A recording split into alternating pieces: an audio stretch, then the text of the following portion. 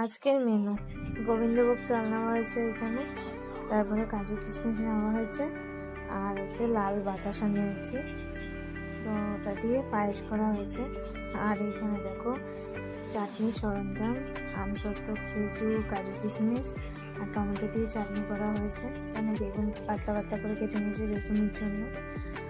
আর হচ্ছে এখানে মুগ ডাল নেওয়া হয়েছে, আর এখানে সবজি নেওয়া হয়েছে ফুলকপি, বিনস, ক্যাপসিকাম, গাজর, কাজু কিশমিশ দিয়ে ভেজ ডাল করা হয়েছে।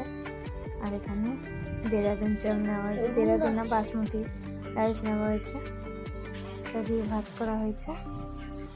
আর এখানে পনির আলু হয়েছে, পনির আলুর তরকারি, পাঁপড় ভাজা, 3 রকমের মিষ্টি, আর হচ্ছে 3 রকমের ভাজা, পটল, আলু আর হচ্ছে ফুলকপি, 3 রকমের ভাজা।